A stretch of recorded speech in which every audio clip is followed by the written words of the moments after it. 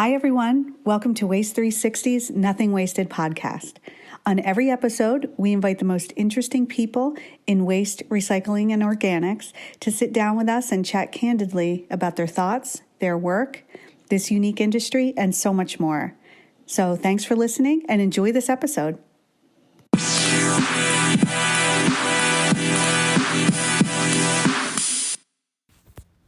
Hey there. I just wanted to share this recent episode of Unpacking Recycling with Charlotte. If you haven't listened yet, it's pretty great, if we do say so ourselves. Anyway, give a listen.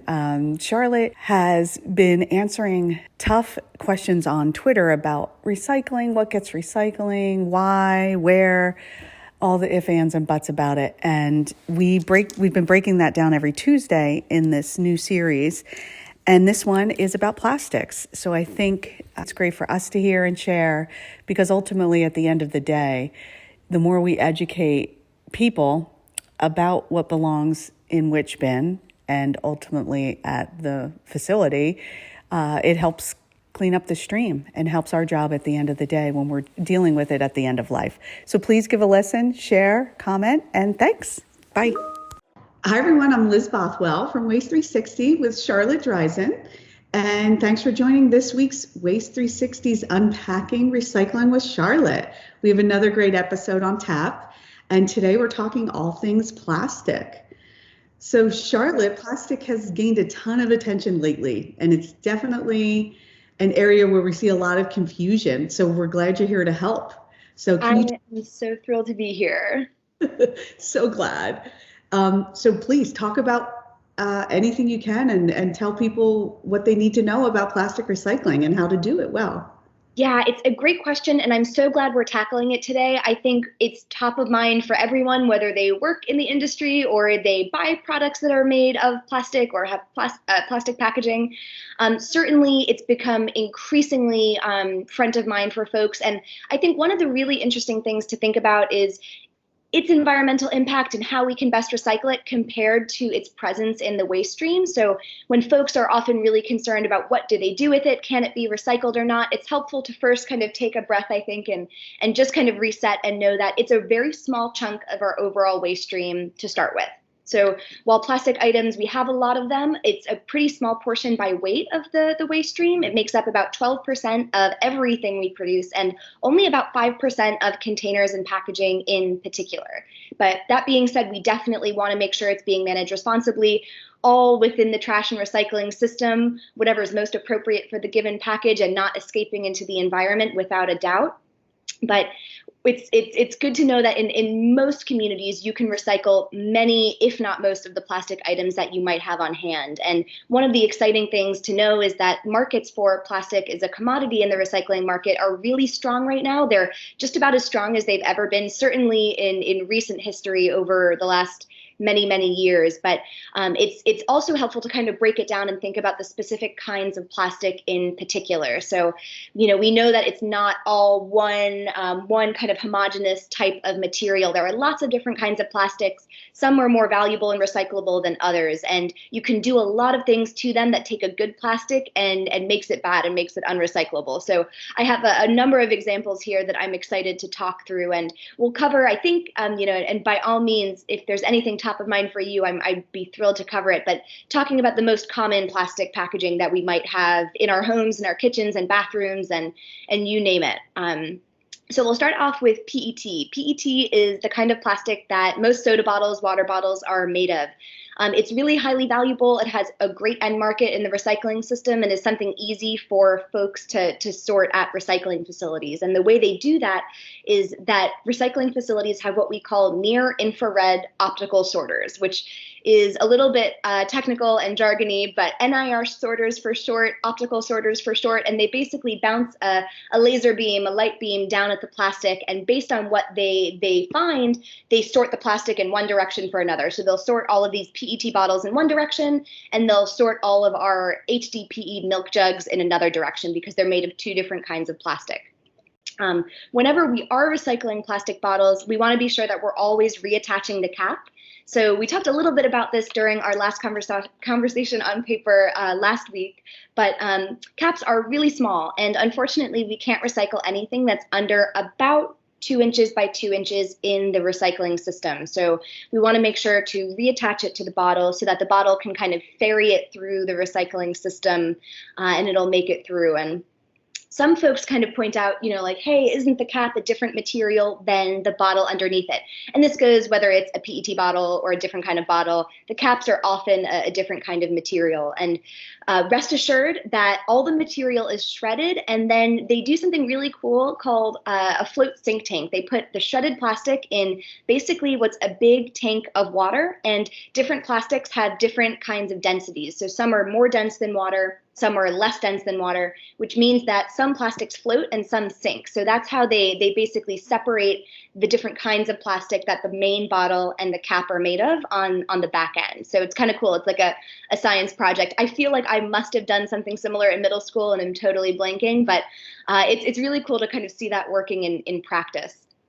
But one of the tough things with plastic bottles is because the optical sorters have to see and read the kind of plastic the bottle is to make sure it gets sorted in the right direction, we need to be pretty cautious about bottles that have those full body shrink sleeves. So I think to me, like, the example I see most often is like chocolate milk or muscle milk. They often kind of have those sleeves that are around the bottle.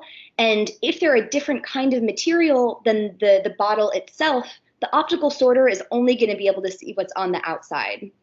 So sometimes when a bottle has that plastic sleeve over it, we want to not put it into the recycling bin, or we want to take off that sleeve so that the machines can all read the actual plastic that it's made of. So that's something that I feel like I always have to catch myself on, whenever bringing stuff out to the recycling bin. But of course, we know that plastic shrink sleeves and those materials aren't the only things that we're putting on plastic bottles. So this is an example of a high-value plastic bottle with a plastic cap that has a paper label on it. So something like this would also be really challenging to make sure that the plastic bottle is being sorted effectively, since the paper isn't going to do a good job of letting the machine figure out what kind of material the plastic bottle is. And paper also, once we get to the plastics processing stage, gets really gummy and is a contaminant to the system. So it's always good to think about, if there's something on a plastic container that's not plastic, chances are you want to be removing that. It's not super often that you see it, but you definitely do every once in a while. There's a couple other items that we want to be on the lookout for to remove when we're recycling plastics. So this is a soap container, the hand soap that I'm out of that I've yet to replace this week, which it's a little bit tough to see, so I'm going to raise it to the camera on the off chance you can see it. It has a metal spring in there, and totally ignore my dirty dish soap bottle there. Apologies for that, but I wanted to make sure to show you the metal component in there. It's the same kind of metal component that you'll find in a spray bottle. So if you have stain remover or whatever you might be spraying in the kitchen or in the bathroom, cleaners, you name it, all of those metal components are really harmful to recycling equipment. So, it's a different material. It's not plastic that's in that plastic bottle. So because it has that different material made of metal, we want to remove it and take off that spray pump or the spray trigger before recycling the main container, which is really high quality, very valuable plastic in and of itself. I'm going to move on now to HDPE, so high density polyethylene, which is what we have. I feel like the iconic example is a milk jug. So most milk jugs are made of HDPE. I have no milk in my house, but I drink half and half with coffee exclusively. So this is what I had on hand.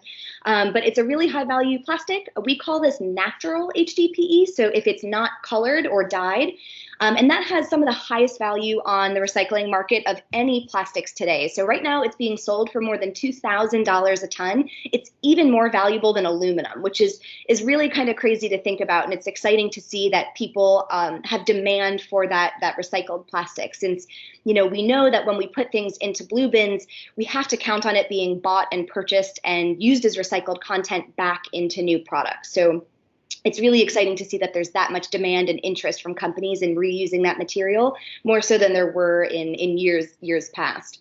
But HDPE isn't something that we only find in milk jugs. It's in lots of products and packaging. Shampoo bottles are often made of HDPE, and this, of course, is colored HDPE, so also really valuable, but it's not quite as valuable as natural HDPE usually. And one of the things that's important to think about for plastics is how colored or opaque is it? So some kinds of plastics, there's more tolerance for opaqueness or colored dyes than others. For HDPE, there's really strong markets for opaque and colored products. So we're good to go with the shampoo bottle and the milk jug. For something like the plastic PET bottle, that really doesn't have as strong a market for opaque and colored products. So it gets complicated quickly, and it's hard to keep all of those straight, but it's good to know that it does make a difference depending on what kind of plastic it is, how recyclable or how valuable it is based on those elements. I'm going to talk about a couple different plastic film items now. So we know that it's not only rigid plastics that we have in our homes that we want to recycle, but we have a lot of plastic film items as well. It always surprises me that here in DC, we have about 1/3 of our plastic stream is plastic films and bags. So it's a really big portion of the stream by weight. And knowing that it's such a light material, we know that by item count, if you will, that we have a ton of materials that are made of this. And some are recyclable, some are not. What's important to know is that no plastic film or bag at all can be recycled in the curbside system. So we talked a little bit last week about plastic bags being a contaminant for the paper recycling stream and for the recycling stream as a whole, and that it jams and wraps around what we call a star screen, which is the first big piece of equipment at recycling facilities. So plastic bags, no matter what they're made of, no matter what kind of plastic it is, if you put it in a blue bin, it's going to jam that equipment, and the entire facility will need to shut down for it to be cut out. And people literally go in with box cutters, and they have to climb into the machinery and cut it all out, which is one of the biggest way that recycling workers get injured. So we really want to mitigate that as much as possible and make sure all of that plastic film is being recycled in a special drop-off program if it can be, or put in the trash if there's no way to do it. So a lot of the materials that we can recycle in those special plastic film drop-offs are polyethylene. The stream only accepts polyethylene. It can be HDPE with a number 2 resin identification code, what folks refer to the recycling numbers as, or a number 4 low density polyethylene. So you want to keep your eye out for a little number 2 or number 4 if you're unsure. And if you ever have a doubt, it's always best to put it in the trash rather than risk contaminating the system. But we have a lot of good high quality polyethylene items in our homes. I have a Ziploc bag here. This is pure polyethylene, perfect to recycle in the plastic film drop-off that I have at a grocery store 2 blocks away. Most big grocery stores, many big grocery stores, have plastic film drop-offs for recycling. Not all do, and sometimes you do have to ask customer service, so you may not see the bin at the entryway, but that doesn't mean they necessarily don't have that drop-off. Lots of other plastic film items that we can recycle include dry cleaning bags, cereal bags, bread bags, takeout bags, a lot of trash bags if you weren't going to use them to put trash in. Many things that e-commerce comes in. So you'll see this kind of white and blue Amazon shippers that are made of basically bubble wrap, which have a how to recycle label on it, which explains that it can be recycled in store drop-off. A lot of the interior plastic bags that clothes might come in your e-commerce shipment. So it's exciting to see more and more options out there that are this high quality polyethylene that we can recycle through film drop-offs. But some plastic film items certainly can't be put into that stream. So bags that grapes come in, or these sweet little mini bell peppers that I had bought last week. These are in film bags. They're film plastic, but they're not polyethylene. They're made of polypropylene, a different high value plastic, but unfortunately it just can't be accepted in this special drop-off stream. And the giveaway, it's really hard. This is admittedly not easy, and this is why we need more on-package labeling. But the Ziploc bag is kind of soft, flexible. The polypropylene bag, which can't be recycled in the film drop-off stream, is really crinkly. So that's one good giveaway, but it's kind of the best rule we have when we don't have a really great way of differentiating it. So the best way we can kind of recommend folks to keep in mind are just to kind of keep a mental list of the plastic film items that they might be able to set aside and bring to a store drop-off. But there are certainly some other examples of plastic packaging that we want to make sure we never put into a recycling bin, whether it's our curbside bin or a special drop-off. And that's basically anything with mixed plastic or plastic mixed with other materials. So if you think about coffee packaging, that's a really great example of a plastic package that has aluminum layers and different kinds of plastic that all have different performance functions to keep your coffee fresh. Which is really important. We all want a great cup of coffee in the morning, but unfortunately it means that those mixed materials can't all be put into a recycling bin since the system has no way of separating those out. Plastic tubes are the other big one that I think are good to keep in mind. So plastic tubes, unfortunately, no matter what kind of plastic they are today, tubes are just not a format that our recycling system is set up right now to sort. So, whether you have a really old school like metal tube of toothpaste or tomato paste or hair dye, or a plastic toothpaste tube like I have, unfortunately, we want to keep all of that out of the recycling bin since unfortunately those materials can't be separated today and it can't be sorted in the system. But I'll stop there. I know we just went through a whole lot of packages. Oh, I think that's fantastic. You covered so much and you gave some pretty good rules of thumb because it is confusing, the numbers and all different sorts of PET. So thank you for that, Charlotte. That was awesome. Yeah, absolutely. No shortage of different facets to explore with plastic packages.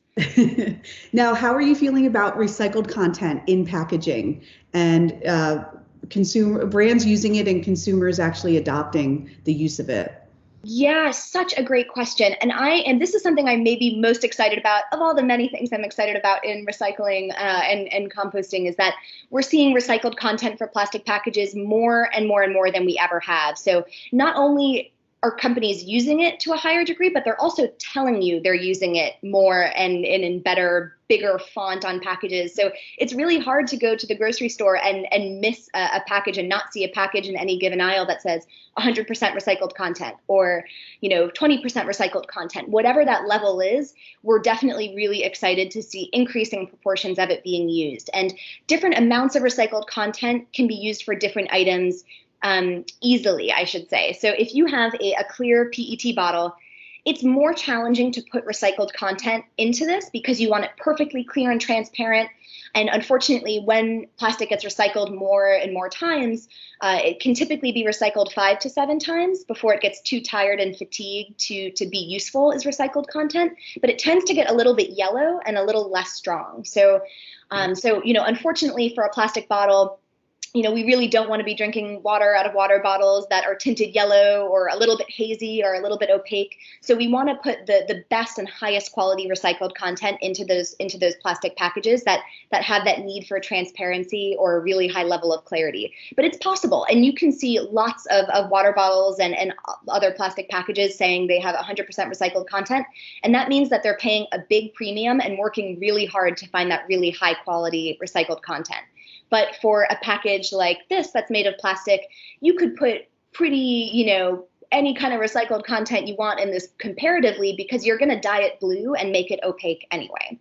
So that's definitely a much more flexible packaging format for recycled content. But lots of companies are committing to use recycled content for their portfolios as a whole and are also committing to using recycled content for a lot of the plastic packages that we see behind the scenes, but that you may not see on a store shelf. So if you think about pallets and transport packaging, I was just walking to a pharmacy the other day, a few blocks from me, and all of their shipments were not in cardboard boxes. They were coming in reusable big plastic crates. So it doesn't matter what those look like. Folks can use recycled content and doesn't matter if it's different colored or not transparent. Definitely really flexible options. But because we want to be ensuring that there's a strong market for recyclables, we want to be putting recyclables into the system and also ensuring that there's demand to bring them back. It's not only really important to recycle, but to buy recycled. So absolutely encourage folks to keep an eye out for it where they can. And if you're kind of weighing, the option between 2 bottles of water or 2 salad dressings or you name it, and you see one that has recycled content, vote with your dollars and buy the one with recycled content and help support that effort. Oh, I love that. That's great advice. And then I know we're trying to end every episode with an interesting or most asked question that you get on Twitter about this material. So talk to me about that around plastics. Yeah, it's a great question. And so many good questions come in because I think folks are really concerned about plastic and want to do the right thing with the plastic that they have. And one of the most common questions that we get is about plastic clamshells. So if you think about kind of what tomatoes come in or what berries come in, I didn't have any handy today, but I'm sure everyone might have them in their fridge now or soon. And those are made of PET, the same kind of plastic that soda bottles are made of. But a lot of folks are confused about whether they can also be recycled or whether for some reason they're not recyclable. And it does depend where you are. So some recycling programs rather folks not put the material into the system, but they're made of PET and they're made of a special kind of PET called crystalline PET. So just like the name suggests, crystals, it's a little bit more fragile and brittle than the PET that's used in soda bottles. So it's the same kind of plastic, but it's formulated in a different way. And as long as it doesn't make up a huge portion of the PET stream, it's generally okay for plastics processors. Usually they can just kind of fold it into the plastic that they're processing without too much of an issue. In DC, for example, it's not a big part of our stream, so we can take it and we want more of it, and we ask people to put all of that crystalline PET, those PET clamshells, into the blue bin here. But a couple things are important to keep an eye out for. So if your community can recycle crystalline PET and those PET clamshells, you always want to take the paper label off of them. We talked a little bit about that earlier. Paper labels are always a contaminant for plastic packages. Usually those clamshells have a paper label telling you, where your organic tomatoes are from or what kind of berries you have. And you also want to take the absorption pad that's in the clamshell, if there is one, out, because we know that can't be recycled either. It's not made of the same material. So typically in many places you can recycle them. You probably should double check with your community for sure. But it's high quality PET that most folks definitely want more of. And the last thing to note there is you want to just make sure that the clamshell is closed if you're putting it into your blue bin. So we kind of keep it in that nice 3D shape. Oh, that's great to know. I didn't even think about closing it. So thank you for that. Yeah, it's kind of an interesting thing that I think the best way of thinking about it as a whole is that the recycling system is designed to sort packages shaped like packages. So if you have a soda bottle, some folks kind of stamp it down or flatten it. We don't want to do that. The recycling facility is designed to shape bottles, that are bottle-like, not flat bottles. They're designed to sort paper as flat items and 3D items as everything else, and then they'll sort out those specific materials. So whatever we can do to keep them 3D and intact, we want to do our best job to do. Oh, that's great to know. Well, once again, this has been amazing. You've shared so much advice in such a short period of time. So thank you so much. It's been such a pleasure. All right, we'll see you all next week. Looking forward to it. Thank you for listening. It would mean the world if you would take a moment to rate or review this podcast. And if you share it with us on one of our social networks, we are giving out some fun, nothing wasted podcast swag. So just tag us and see what you get. Thanks so much.